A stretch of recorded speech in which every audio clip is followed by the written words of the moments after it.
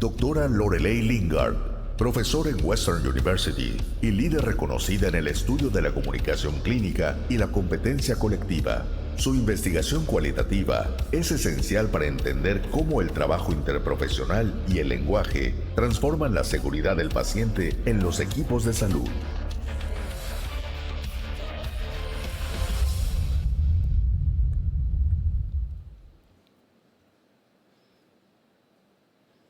Buenos dias. Good morning, colleagues, ladies and gentlemen. My name is Lorelei Lingard, and I want to start by extending my sincere thank you to the Congresso Program Committee for the privilege and the honor of spending some time with you today, sharing my thoughts about collective competence, with the very small goal in our time together of trying to transform your thinking, our thinking, about teamwork in healthcare. I've organized this morning's talk in the form of a drama in 5 acts. In the first act, we meet language. Now why, you might ask, are we meeting language in the first act? Well, let me tell you a little bit about myself. You probably already realize that I'm not from here. I come from Canada, but more important than geographically where I'm from, I want to share with you the discipline that I'm from because it helps you understand how I see the issue of healthcare teamwork. I have a PhD in rhetoric, and it's okay if you're wondering, rhetoric, what is rhetoric? Rhetoric is the study of the social uses of language. And so I have spent almost 30 years studying how healthcare teams use language to do their work together. And taking the educational perspective that language is one of the main ways in which we socialize novices into our healthcare professions, I've also explored when we learn to talk like a physician, like a nurse, like a social worker. When we learn to talk, we are also learning to think, believe, and behave like that kind of professional. So that's why we're beginning with language. I also want to comment that I did translate a few of the text-heavy slides in this talk. I know if you ask for translation, you're getting it, but I want to tell you a few stories, and I want you to be able to follow along. So a couple of the slides are translated by ChatGPT, but double-checked by my dear friend and colleague, Dr. Syra Cristancho, who speaks your beautiful language fluently. One of the fundamental premises of rhetoric is this, that language not only describes our world, language creates our world. When we use particular terms, we're not just naming something differently, we're actually invoking a different attitude towards it. A simple example would be if in your professional environment, you refer to the individuals who come to you for care as patients or as clients. That invokes a different attitude and a different set of actions, not better or worse, just creating a different kind of healthcare relationship. So using this premise that language not only describes our world, it creates our world, I would go so far as to say that communication creates healthcare. Now, yesterday on the panel that I was part of, I said that communication and healthcare are inseparable, but this is going a step further. I'm sort of going out on a limb. I'm trying to provoke your thinking here. Communication creates healthcare. And I would argue further that this is the case perhaps today more than ever before. This is Gary. Gary is in his late 80s. He lives alone and has for a few years since his wife died. If you asked Gary, he would say, I'm doing very well. He would say, I'm just slowing down a little bit. Gary still drives his truck. He gets his own groceries. He cuts his own grass. He lives in rural Canada, where I live, so in the winter, he blows his own snow out of his driveway. Gary's doing really well. He's a high-functioning Canadian senior. And he had 36 healthcare visits in the past year. He sees his family physician regularly. He sees the nurse practitioner to get his INR checked because he takes blood thinners. He sees a cardiologist for his atrial fibrillation. Recently, he stumbled a bit getting out of the truck, so he sees a physiotherapist. He sees a geriatric psychiatrist for his long-standing anxiety and depression. Increasingly, he's irritated because he has to go to the dentist regularly because some of his medications are rotting his teeth. Gary is average. He's not at all unusual. These are data from the Canadian context, which tell us that in 2018, 30% of Canadian seniors reported having 3 or more chronic conditions. That's over 1 million people, and together, they also report more than 13.3 million healthcare visits annually. From what I could find in a quick search, the Mexican situation is not dissimilar. In 2012, Mexican studies showed that more than half of Mexican adults over 65 had 2 or more chronic conditions, and that chronic comorbidity drives increased healthcare utilization in your country. Now, in this context, in our more optimistic moments, we like to say that healthcare is a team sport. Are you familiar with that metaphor? Yes. And it may be so in many situations. But I would put to you that for patients and their families navigating this context, healthcare may feel less like a team sport and more like a maze of disconnected healthcare episodes. I'll argue this morning that language lies at the crux of this. It is not the only force underpinning this, but it is a central one. I told you earlier that I've spent 30 years studying healthcare teams. Just let me say a little bit more about that so that you understand the research that I bring to this talk and these ideas that I'm sharing. I'm a social scientist and a qualitative researcher, so I study healthcare teams by going where they are, by observing them. I have spent hundreds and hundreds and hundreds of hours observing healthcare teams, talking to those team members in formal and spontaneous interviews and focus groups, analyzing their material documents that they use to communicate and collaborate with each other.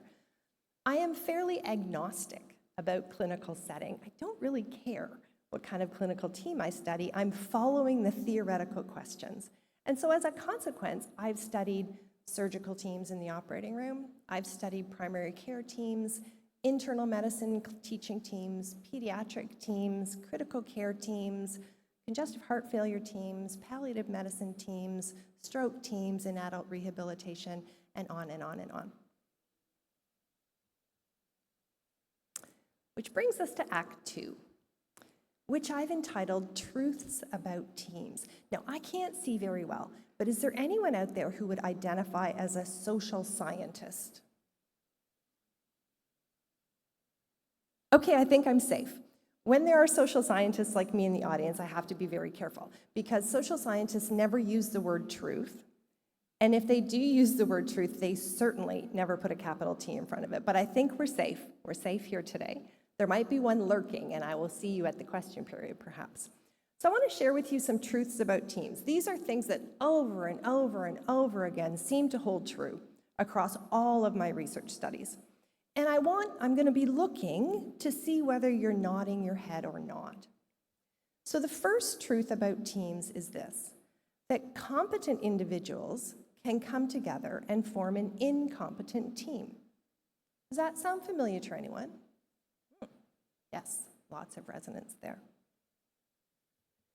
The second truth is that teams can be competent even when a team member is incompetent. Yeah? I mean, this has to be true, right? Or every time the new batch of residents comes into the hospital to start their training, patients would die. So teams assemble themselves around the incompetent member in particular ways. Here's the third truth. An incompetent team member can paralyze one team, while another team carries on around him or her. Have you experienced that? When I was studying operating room teams, people used to say to me, oh, you have to see this anesthesiologist, or you have to see this vascular surgeon. And I would see them in many, many situations. And their incompetence, whatever its basis, didn't translate in the same way in every different team. And then finally, the same team can be competent one day and incompetent the next. You had this experience where you come to your workplace and you look at the people you're working with that day and you think, this is going to be amazing. And then an hour or two later, you realize, this is a horrible day. What's happening? We worked so well the last time we were together. Okay, so it seems like these things resonate. So my argument this morning is that given these truths, given that we're all saying, yep, that's right, I'm going to argue that we need to change the way we think about competence in healthcare training and practice, because the current way we approach competence doesn't explain how these things can be true. Which brings me to Act 3, competence, which I think is what you thought I was here to talk about, so let's get on with it. Here's another lovely piece of rhetorical theory. I gift you with this. I'm not going to go on, but I think once you hear this, you can't unhear it, and you'll think of it in lots of different places. A very famous rhetorician of the 20th century, Kenneth Burke, said that every way of seeing is a way of not seeing. We cannot see everything as human beings. So this means that how we see competence, how we decide to focus on it, shapes our attitudes and our actions. Every way of seeing both selects some things for us to focus on and deflects other things, puts them in our blind spots. This is unavoidable. Every way of seeing is a way of not seeing. So how do we now see competence? Well, for the most part, we have an individualist way of seeing competence. By that, I mean that we approach competence as a quality that individuals acquire and possess. We bring in medical students, we fill them up with competence, and once we've done that, once they've achieved that state of competence, we treat that as though they take it with them. It's context-free. We don't concern ourselves so much if they graduate and move to another hospital, because the competence is in them. They take it with them. So it's something we possess. It's approached as something that's a state, and it's approached as largely stable and context-free. It's not tied to time and space in our conventional individualist way of talking about competence. And this individualist way of seeing competence influences absolutely everything we do in medical education. So, in candidate selection, in admissions, we worry a great deal about how we select the best individuals. When we assess students in medical training, even when we're using formats such as problem-based learning or small group learning or team-based learning, we still predominantly assess at the level of the individual. And by the way, students hate when we do anything else. They hate when we give group marks, heaven forbid. Licensing and evaluation is also focused on the individual. Now, maybe you're saying, of course it is, because we can only license individuals. We must know that we have individually competent physicians. And yes, of course, that's true, but it deflects our attention from other things. And that really comes to matter when we approach remediation. When something goes wrong in a healthcare setting, even though we have many decades now, probably almost 3, of safety science and patient safety research and medical error research that tells us about the complexity of things going wrong, we still look for the individual, pull them out, remediate them, put them back in to the complex system, and quite frankly, we all know that we hold our breath because we know we can't fix it by remediating individuals. We can address some things, but we can't fix it. All right, this is obviously what's called a rhetorical question, because I've just told you what the problem is, but let's just go to a higher level here. Let's think about Gary. What's the problem with the individualist notion of competence if we think about patients like Gary? Well, the problem is that Gary can have 36 competent interactions with different healthcare providers, and he will still fall into the cracks between those interactions. We know from patient satisfaction data, from medical error research, that problems are more likely to happen in the cracks between the individual interaction with a provider and a patient, not inside them. And so while we've spent a lot of really important time and attention teaching medical learners how to talk to patients and families, and we're not done, there's more to be done there, we're not looking at the cracks between those conversations even when they're done well. That's why the individualist approach is problematic. Because individual competence does not equal quality healthcare. It's necessary, but insufficient. A number of years ago, I gathered together the research that I had done to propose to our community the concept of collective competence. And I borrowed that term from higher education and then adapted the conceptualization to fit what I had seen throughout my years of research. So collective competence is another way of seeing, and it's a way to see aspects of competence that aren't reducible to the individual, but instead that emerge from social and organizational systems.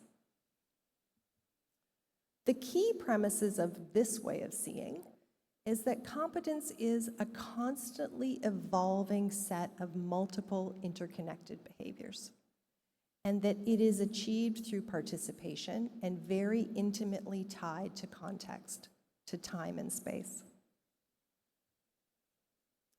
It has theoretical roots in distributed cognition, drawing on the idea of a collaborative work as a joint cognitive accomplishment that you can't attribute to any individual. Most healthcare practices are joint cognitive accomplishments. When we try and do error analysis, for instance, you can't come back upstream and point to a single act in most situations because it's a joint cognitive accomplishment. Collective competence also has theoretical roots in situated learning theory from an educational perspective, which sees competence as emerging through social interaction. It's not something we fill trainees up with in their heads or their hands or their hearts. It emerges through their interaction, through shared experience, through their development of tacit knowledge, and their ability to recognize recurring situated needs and respond to them appropriately.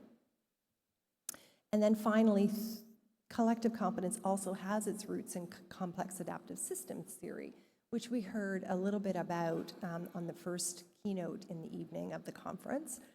And that treats complex systems as inherently unstable. A change anywhere produces what's called a nonlinear ripple effect or a butterfly effect, such that competence is highly context dependent. You change one thing and it will change the competence of the performance. My performance today, when you begin to ask me questions, will be radically changed if Alejandro, who's going to translate for me, leaves the room. One little thing can affect the competence of my performance because it's not entirely housed in me. So what I've done in this act of our drama is lay out for you two different ways of seeing competence. The first is our traditional, the way we see competence most of the time now in medical education, as an individual possession that's stable and context-free. The second is a way of seeing competence more collectively as a distributed capacity of a team or system, as something that's always evolving and something that's very tightly based in situation. Now, I want to be clear here that I am not presenting this as a simple binary. I'm not saying that collective competence is the solution to individual competence. I'm certainly not saying throw individual competence out because collective competence is what we need. No. Both of these are ways of seeing, and they both select some things for us to focus on and deflect our attention from other things. What I'm arguing today is that if we could take both ways of seeing competence, we might have a more robust approach to teaching and assessing teamwork in healthcare. So let's quickly revisit those four truths from the lens of collective competence. It can be true that competence individuals can form incompetent teams because collective competence emerges through their social interaction, their shared experience, and their tacit knowledge. It can be true that teams can be competent even when one member is not, because collective competence is a distributed capacity of the system. It's a joint accomplishment not reducible to any one team member.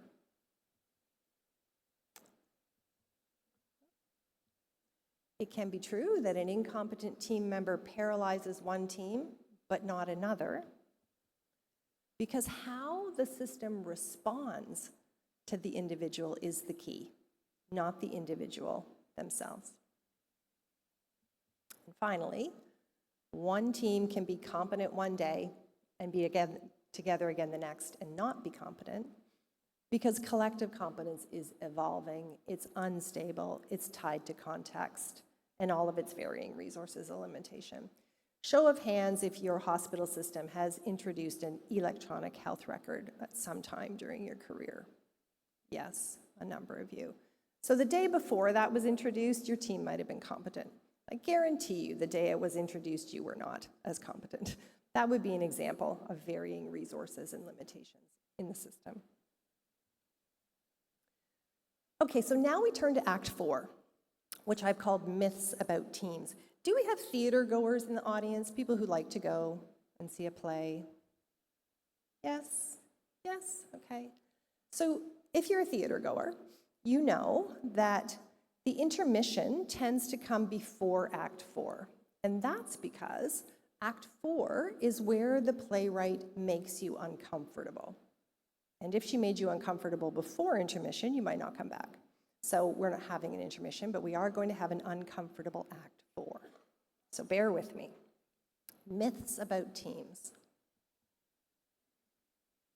These are things I've heard and seen over and over again. If we just all did our jobs properly, then this team would be competent. How many people have heard this? I can't tell you how often I have this in an interview transcript with a team member. Yeah, with teamwork, but honestly, if everybody just brought their A game, it would all be fine. Here's another myth about teams. If we just understood each other's roles, then this team would be competent. Have you heard that? If you have interprofessional education initiatives in your school, this is a fundamental premise of interprofessional education. Now, don't get me wrong. I'm not against interprofessional education, but this is a myth, and I'm going to explain why in a minute. This is my favorite one. Can you hear the nostalgia in this? If we just had clear leadership, then this team would be competent, right? Like back in the day when we knew who was in charge, we didn't have all these problems we have today. The myth of leadership. And then finally, if we just all focused on the patient, then this team would be competent.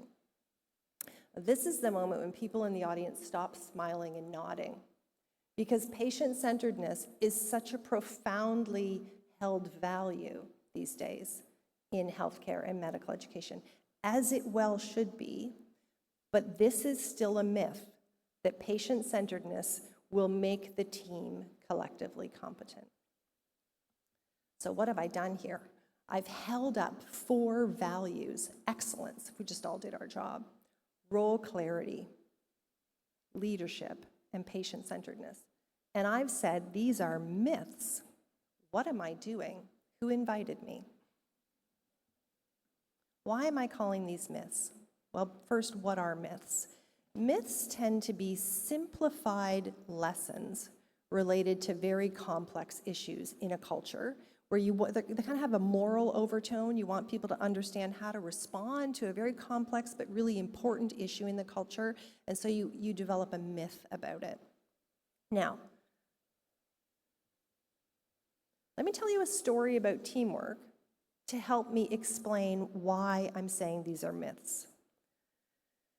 This is a story from our study of transplant teams. Wilfred Chang is a 50-year-old man with end-stage liver disease. A few weeks ago, he had an admission to the transplant unit for assessment. And during that admission, he was assessed by team members of the transplant team from medicine, surgery, and anesthesia, looking at his suitability to be an organ recipient. In addition to his organ failure, Wilfred has a heart stent, and that causes anesthesia to be cautious about his appropriateness for listing. The consulting anesthesiologist tells the transplant nurse practitioner that the patient needs a left heart catheterization before transplant should be considered. Wilfred is discharged home with the goal of building him up nutritionally and resolving this question. But just over a week later, he is admitted to the ICU, and the morning following his admission, he's characterized by the transplant team on their rounds as crashing. And they express a real sense of urgency about getting him on the list. They're worried that if they wait, he's going to be too unstable for transplant. But before transplantation, that residual issue from the last admission still needs to be resolved. Can Wilfred's heart withstand the surgery? Answering this question requires the transplant team to facilitate a process of negotiating between the conflicting clinical opinions of the anesthesiology and the cardiology services. So let me share with you some quotes from this study. This is a real case, anonymized. The transplant nurse practitioner explained that there was anesthesia, cardiology, and us. And ourselves in anesthesia felt that the patient needed a left-sided heart cath prior to listing for transplant, and cardiology disagreed with that. One of the transplant staff said cardiology was ordering a CAT scan, and it was coronary arteries, and anesthesia said, I don't care what the result is, that isn't good enough, we want a cath. And the cath guy says, well, I'm not doing a cath because you don't need a cath. And anesthesia says, well, we're not doing a transplant then. And we, transplant, are stuck in the middle going, guys, figure this out. The transplant surgeon explained that sometimes the comment is made by cardiology that anesthesia is being overly cautious. And anesthesia is saying, well, cardiology's not in the OR, and they don't know everything that we have to deal with. The transplant fellow sums it up this way. They say that the compromise between all three services is to order a CT angiogram, which is performed in radiology. But then the radiologist wanted the heart rate to be much better controlled prior to doing a CT coronary angiogram because they felt that the false positive rating would be too high with a high heart rate, and so they didn't want to do the scan. It's tempting to look at this story and say, this is horrible teamwork. Why has she put this up an example? I would say this is everyday, complex teamwork. And in fact, there are more characters involved in this story, which extends over 5 days of a hospital stay. The transplant team persists in negotiating an agreeable plan between the various services. They never give up. Their patience is sorely tried, and they try again and again and improvise to try and come to a resolution. In the end, Wilfred's transplantation proceeds successfully. This is a really lovely example of why teamwork is so complex. One of the reasons that this scenario is so complex is that the roles are overlapping. If we wanted to ask, who's the heart expert? They should be leading the decision. There are multiple services here who in this situation would say, we're the heart expert in relation to this question. It's also complex because authority is negotiated. There is no obvious most responsible physician. In many focus group with teams, people will want to say, well, in the end, it comes down to who's medico-legally responsible, as if that were a simple issue. But this scenario shows that it isn't. Cardiology and anesthesiology might both view themselves as the most responsible physician in relation to this question. And then finally, it's complex because there are multiple valuable competing motivations underpinning a scenario like this. There are multiple goals. We want to steward the organ. It's a precious resource. It needs to go to a patient who can actually withstand the surgery. We want to safeguard Wilfred. We don't want to put Wilfred through something that he's not going to be able to survive. But we also want to allow for trainees to participate. And one of the reasons this conversation goes on for 5 days is that various levels of trainees are taking a role trying to advance the decision-making in this interspecialty situation. Stewardship of the organ, patient safety, educational opportunity, these are all valuable motivations, but they're in tension in real teamwork scenarios some of the time. So when we say, if we just all did our jobs properly, if we understood each other's roles, if we had clear leadership, if we all focused on the patient, we look at the scenario I just shared with you. These are all goods. And people in the scenario would say, I'm doing this. I'm doing my job. I'm focused on the patient. I understand your role. I also understand my own. My argument is that they're myths because they're oversimplifications. They can become ends in themselves. When patient-centeredness becomes an end in itself without accounting for this kind of complexity, that's problematic. And they can't fix teamwork because in the end, they bring us back again to individuals. Is this individual excellent? Do they understand their role, etc.? Which brings me to my final act, which is on assessment. I was told years ago, I started presenting the notion of collective competence publicly and getting wonderful feedback, helpful feedback from groups like yours. But very early on, I was told by John Norsini, who some of you may recognize that name. He said, "Lorelei, you make my head hurt. How are we going to assess this? It's a great idea, it resonates with me. How are we going to assess it?" Big question, huge challenge. I'm going to end my talk with some reflections on that. How are we training and assessing collective competence? You know that we're probably mostly focused on the individual. I've already told you that. But where is the opportunity for collective competence within our framework? So I have put up here the Canadian CAMMEDS framework, as well as your Mexican competency framework. And I've had a look at yours, and I'm familiar with ours. And I'm happy to tell you that in both the Canadian framework and the Mexican one, there are competency domains that directly get to the issue of collective competence. So we have a collaborator role, and you have domain 5, which is the domain of medical care and teamwork. Let's drill down to a little bit more detail. In our Canadian competency framework, the collaborator role is articulated this way: that physicians work effectively with other healthcare professionals to provide safe, high-quality, patient-centered care. And we have key competencies and enabling competencies that direct our sight, our focus to really important things related to collective competence, things like working to promote understanding, to resolve differences, handing over care from one professional to another, etc. Your domain 5 also has some really important attention to what I would call collective competence. So things like monitoring how the team is performing, things like enabling shared leadership. So some really good attention to think we're not in our two frameworks only focused on individual competence. We do have some valuable attention to what I would call collective competence. So that's good news. It's in our frameworks. Because as I told you in Act 1, language creates the world. If we have the language in the framework, that's an important first step, because if we don't have it, we can't see it, which means we can't do anything about it. So it's there. Lovely. Progress. But now what? Well, unfortunately, most of the time, we apply it to individual trainees. We fill them up with these collaborator competencies, and then we assess their performance of them. How do we do that? Well, this is Rachel. She's an emergency resident. She's in her second year post-medical school. And if we wanted to assess Rachel's collaborator competency, we would use tools like this. In Canada right now, in most of our schools, perhaps all of them at this point, we would use EPAs, which is the bottom. But the more long-standing and traditional tool around the world still, I think, tends to be the ITER, which is the item on the top.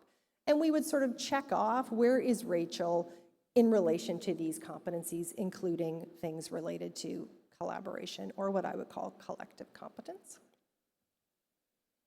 But that's really still sitting over in the individual way of seeing competence. Even though the tool has the language in it, we're not yet looking at Rachel in the team. We're just looking at Rachel as though the collaborator competencies were inside Rachel. I think the next step forward, which is happening in many settings now in Canada, and it is in advance, we have to go through this trajectory, but we evaluate Rachel. So we think, okay, we want to take account of the team that Rachel's part of, so we'll evaluate Rachel. We'll evaluate Ben, who's one of the emerge nurses. We'll evaluate Ravi, who's another resident. We'll evaluate the staff member. We'll evaluate them all, and then if they're all individually competent as collaborators, will we have collective competence? Yes or no? No, we won't. Because the first truth is that competence individuals can form incompetent teams. It's a good thing if they all score well, but it doesn't actually lead in and of itself to collective competence. Our existing approaches, these tools we have, even the most advanced tools, EPAs and milestones, they are still limiting us. They can't take us where we need to go. And I think one of the reasons they can't is that our underlying metaphor of teamwork is wrong. I think it's mostly invisible, which is problematic. So let me make it visible to you. Our underlying metaphor of teamwork is as a machine, that we have multiple parts and they need to work together smoothly, and if they did work together smoothly, the machine of the team would work well. And if a part breaks, we take it out and we fix it and we put it back in. The machine metaphor. The machine metaphor is a metaphor for a complicated system. And our first keynote speaker talked about this a little bit. I'm going to be much more simple than he was. The difference between a complicated and a complex system really boils down fundamentally, if we want to be very basic, to this. In a complicated system, the parts and the connections between the parts are equally important. So in a machine, in the engine of my car, the individual part and how they connect to the others are equally important. In a complex system, if we boil it down to the most basic takeaway, a complex system, the connections are far more important than the parts themselves. The parts are still there, they're still important, but the connections are far more important. And as our first speaker explained, those connections are self-organizing and emergent and not predictable in linear ways. So everything I've said this morning is an argument that we need to get beyond the parts. We need to start looking more at the relationships, the connections between the parts in order to really be able to conceptualize collective competence in a way that we can begin to move assessment forward. We need a better metaphor. There are many possibilities, but one that I would suggest is the metaphor of murmuration or flocking. So I live in rural Ontario in farmlands, and we see barn swallows and starlings making these wonderful patterns in the sky, moving together. The interesting thing about this metaphor is that, yes, each individual bird is part of the flock, but they matter far less than the forces that connect them. And the forces that connect them are not in the individual birds. So two of the main forces that cause murmuration are wind and topography, the shape of the land. I find this a helpful metaphor. Think about a healthcare team and ask yourself not whether the individuals are competent. Let's assume they are. Let's ask ourselves instead, what is wind in this setting? What will cause the whole team to go whoosh? What is the topography of this setting? Metaphors are intended to crack open an idea so that we can think differently about it. This is one suggestion. I'm sure you have others. In this metaphor, individual competence does still matter. I'm not saying throw it out. We need it. I want an individually competent healthcare provider. So do all of you and your families. So it matters. My argument here is that collective competence also matters, and it's a whole lot harder to teach and assess. I think we're doing really an admirable job of teaching, assessing individual competence. Collective competence is the next frontier for us. It's going to be difficult, but we must grapple with it because collective competence could equal quality healthcare. Thank you.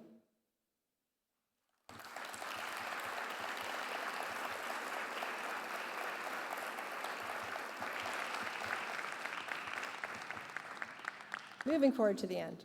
There you go.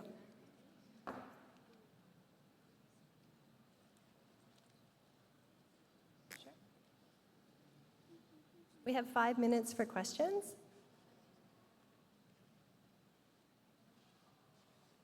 Hi, I will speak in English if you.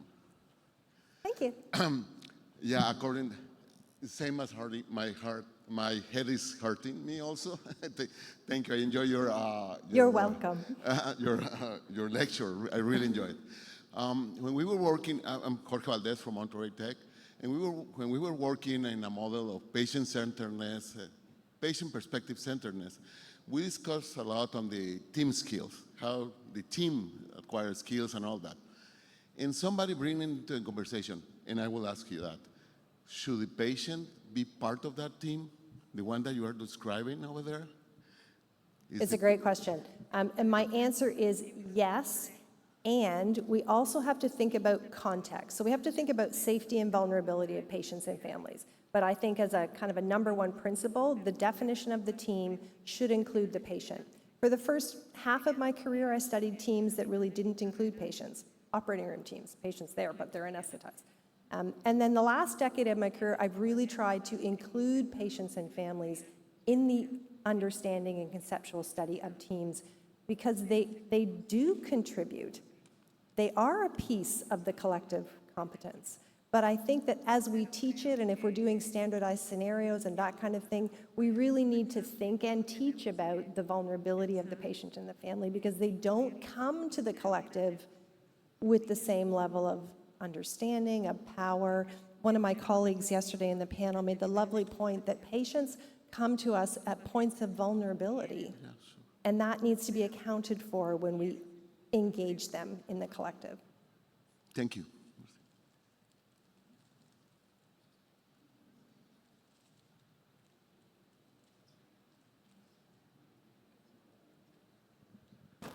Hola, buen día. Arnoldo de Colima.